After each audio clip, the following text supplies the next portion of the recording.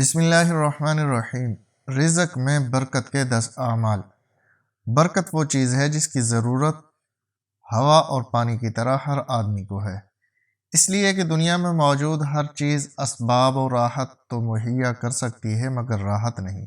دنیوی ترقی سے خوشی کے اسباب تو جمع کیے جا سکتے ہیں مگر وہ اسباب خوشی عطا کرنے سے قاصر ہیں۔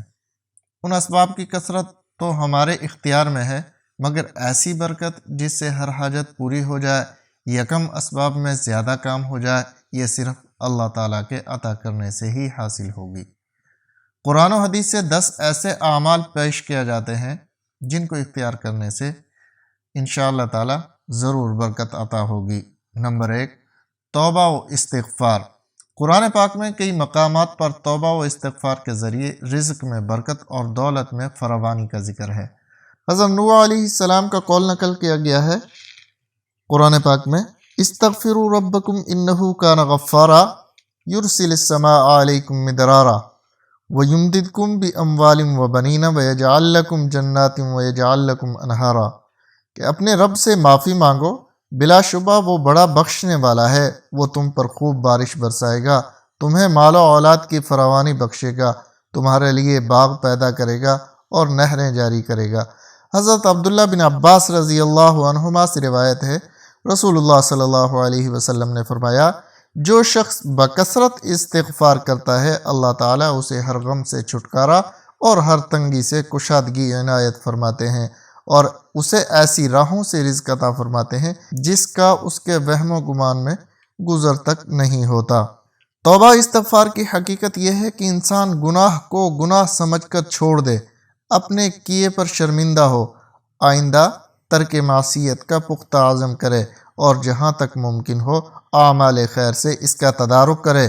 اگر اس گناہ کا تعلق حقوق العباد سے ہو تو اس کی توبہ کے لیے ایک شرط یہ بھی ہے کہ صاحب حق سے معاملہ صاف کرے، ان شرائط کے بغیر توبہ بے حقیقت ہے۔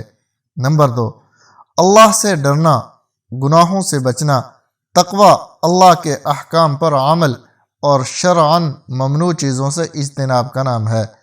تقوی ان امور میں سے ایک ہے جن سے رزق میں برکت ہوتی ہے۔ اللہ تعالیٰ فرماتے ہیں، جو اللہ سے ڈرے گا اللہ اس کے لیے راہ نکال دے گا اور اس کو وہاں سے رزق دے گا جہاں سے اس کو گمان بھی نہ ہوگا۔ دوسری جگہ اللہ تعالیٰ کا ارشاد ہے، اگر بستیوں کے لوگ ایمان لاتے اور تقوی اختیار کرتے تو ہم آسمان و زمین کی برکتوں کے دروازے ان پر کھول دیتے، لیکن انہوں نے جھٹلایا، اس لیے ہم نے ان کی کمائی کی پاداش میں ان کو پکڑ لیا۔ برکت کا مطلب دولت کی کثرت نہیں بلکہ کفایت ہے، یعنی ضرورت کے کافی ہو جانا۔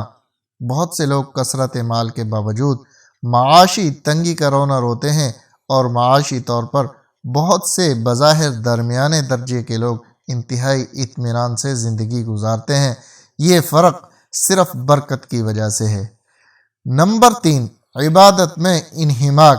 اس سے مراد یہ ہے کہ عبادت کے دوران بندے کا دل اور جسم دونوں حاضر رہیں، اللہ کے حضور میں خشوع و خضوع کا پاس رکھیں، اللہ کی عظمت ہمیشہ ان کے دل و دماغ میں رہے۔ حضرت ابو ہریرہ رضی اللہ تعالی عنہ فرماتے ہیں کہ نبی اکرم صلی اللہ علیہ وسلم نے فرمایا، بلا شبہ اللہ تعالیٰ فرماتے ہیں کہ اے ابن آدم، میری عبادت میں منہمک رہو، میں تیرا دل غنا سے بھر دوں گا اور تمہاری محتاجی کا دروازہ بند کروں گا۔ اگر تم نے ایسا نہیں کیا تو تمہارے ہاتھوں کو کثرت مشاغل سے بھر دوں گا اور تمہاری محتاجی کا دروازہ بند نہیں کروں گا۔ نمبر 4، توکل علی اللہ۔ ارشاد باری تعالیٰ ہے، جو اللہ پر بھروسہ کرے گا وہ اس کے لیے کافی ہوگا۔ اللہ اپنا کام پورا کر کے رہتا ہے، اللہ نے ہر چیز کے لیے ایک اندازہ مقرر کر رکھا ہے۔ حضرت عمر ابن الخطاب رضی اللہ عنہ فرماتے ہیں، رسول اللہ صلی اللہ علیہ وسلم نے ارشاد فرمایا، اگر تم حسن و خوبی کے ساتھ اللہ پر توکل کرو تو تمہیں اس طرح رزق دیا جائے گا جس طرح پرندوں کو رزق دیا جاتا ہے، وہ صبح کے وقت خالی پیٹ جاتے ہیں اور شام کے وقت آسودہ ہو کر لوٹتے ہیں۔ توکل کا مطلب یہ ہرگز نہیں کہ کسب معاش کی تمام کوششوں کو ترک کر دیا جائے اور ہاتھ پر ہاتھ دھرے بیٹھا رہ جائے۔ خود حدیث مذکور میں نبی کریم صلی اللہ علیہ وسلم نے پرندوں کی مثال پیش کی ہے کہ وہ تلاش رزق میں صبح و سویرے نکل جاتے ہیں۔ پرندوں کا صبح و سویرے اپنے آشیانوں سے نکلنا ہی ان کی کوشش ہے۔ ان کی انہی کوششوں کی وجہ سے اللہ تعالیٰ ان کو شام کے وقت آسودہ اور سیراب واپس کرتے ہیں۔ لہذا اسباب کا اختیار کرنا توکل کے خلاف نہیں، بلکہ اسباب اختیار کرنا عین تقاضائے شریعت ہے۔ نمبر 5، اللہ کے راستے میں خرچ کرنا۔ اللہ تعالیٰ فرماتے ہیں اور جو کچھ تم خرچ کرو گے اس کا اجر اس کے پیچھے آئے گا اور اللہ بہترین رازق ہے۔ دوسری جگہ اللہ تعالیٰ کا فرمان ہے، شیطان تمہیں مفلسی سے ڈراتا ہے اور بے حیائی کے کاموں کی ترغیب دیتا ہے، مگر اللہ اپنی طرف سے مغفرت اور فضل کا وعدہ کرتا ہے۔ اللہ بڑی وسعت والا اور بڑا علم والا ہے۔ حضرت ابو ہریرہ رضی اللہ عنہ سے روایت ہے، نبی اکرم صلی اللہ علیہ وسلم نے ارشاد فرمایا، اللہ تعالیٰ فرماتا ہے، اے ابن آدم خرچ کر میں تیرے اوپر خرچ کروں گا۔ نمبر 6، طالب علموں پر خرچ کرنا۔ حضرت انس بن مالک رضی اللہ عنہ سے منقول ہے، رسول اللہ صلی اللہ علیہ وسلم کے زمانے میں 2 بھائی تھے۔ ایک بھائی رسول اللہ صلی اللہ علیہ وسلم کی خدمت میں علم و معرفت حاصل کرنے آیا کرتا تھا اور دوسرا بھائی کسب معاش میں لگا ہوا تھا۔ بڑے بھائی نے نبی کریم صلی اللہ علیہ وسلم سے اپنے بھائی کی شکایت کی کہ میرا بھائی کسب معاش میں میرا تعاون نہیں کرتا۔ آپ صلی اللہ علیہ وسلم نے ارشاد فرمایا کہ ہو سکتا ہے تمہیں اسی کی برکت سے رزق دیا جاتا ہو۔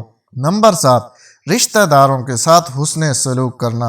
حضرت ابو ہریرہ رضی اللہ عنہ سے روایت ہے، رسول اللہ صلی اللہ علیہ وسلم نے ارشاد فرمایا، جسے وسعت رزق اور لمبی عمر کی خواہش ہو اسے رشتہ داروں کے ساتھ اچھا برتاؤ کرنا چاہیے۔ حضرت علی بن ابی طالب رضی اللہ عنہ سے روایت ہے، رسول اللہ صلی اللہ علیہ وسلم نے ارشاد فرمایا، جسے لمبی عمر، وسعت رزق اور بری موت سے چھٹکارا پانے کی خواہش ہو اسے اللہ سے ڈرنا چاہیے اور رشتہ داروں کے ساتھ حسن سلوک کرنا چاہیے۔ صلہ رحمی کا جامع مفہوم یہ ہے کہ حسب گنجائش رشتہ داروں کے ساتھ خیر خواہی اور بھلائی کا معاملہ کیا جائے اور شرور و فتن سے انہیں محفوظ رکھا جائے۔ نمبر 8، کمزوروں کے ساتھ حسن سلوک۔ نبی اکرم صلی اللہ علیہ وسلم نے فرمایا، بندوں کو ان کے کمزوروں کی وجہ سے رزق ملتا ہے اور ان کی مدد کی جاتی ہے۔ حضرت مصعب بن سعد رضی اللہ عنہ روایت کرتے ہیں کہ سعد نے دیکھا انہیں دیگر لوگوں پر فضیلت حاصل ہے تو رسول اللہ صلی اللہ علیہ وسلم نے ارشاد فرمایا، کمزوروں کے طفیل ہی تم کو رزق ملتا ہے اور تمہاری مدد کی جاتی ہے۔ حضرت ابو درداء رضی اللہ عنہ سے روایت ہے، رسول اللہ صلی اللہ علیہ وسلم نے فرمایا، تم لوگ میری رضا اپنے کمزوروں کے اندر تلاش کرو، کیونکہ تمہیں کمزوروں کی وجہ سے رزق ملتا ہے اور تمہاری مدد کی جاتی ہے۔ نمبر 9، یکے بعد دیگرے حج و عمرہ کرنا۔ حضرت عبداللہ بن مسعود رضی اللہ عنہ روایت کرتے ہیں کہ رسول اللہ صلی اللہ علیہ وسلم نے فرمایا، پے در پہ حج و عمرہ کرو، کیونکہ یہ فقر اور گناہوں کو اس طرح دور کر دیتے ہیں جس طرح بھٹی لوہے، سونے اور چاندی کے میل کچیل کو دور کر دیتی ہے، اور حج مبرور کا بدلہ صرف جنت ہے۔ نمبر 10، اللہ کے راستے میں ہجرت۔ اللہ تعالیٰ کا ارشاد ہے، جو کوئی اللہ کے راہ میں ہجرت کرے گا وہ زمین میں بہت سے ٹھکانے اور بڑی وسعت پائے گا۔ ہجرت دار الکفر سے دار الایمان کی طرف نکلنے کو کہتے ہیں۔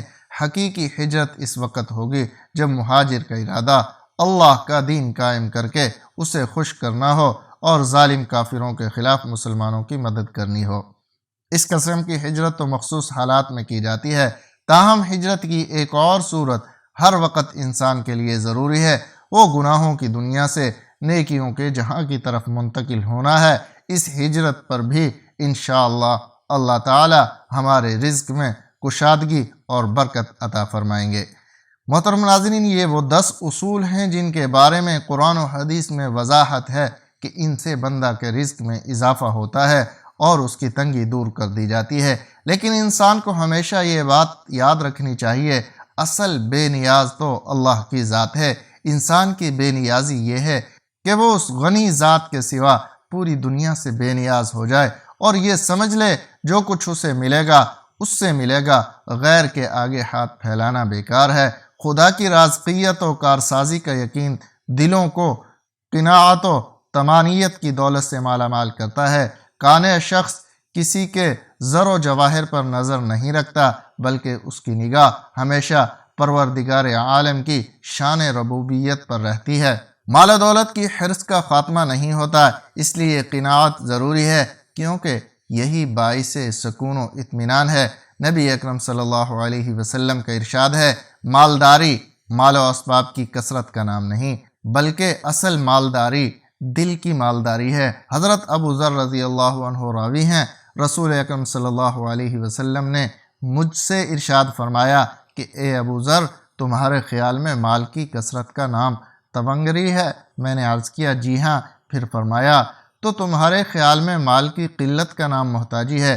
میں نے کہا جی ہاں۔ آپ صلی اللہ علیہ وسلم نے ارشاد فرمایا استغنا دل کی بے نیازی ہے اور محتاجی دل کی محتاجی ہے۔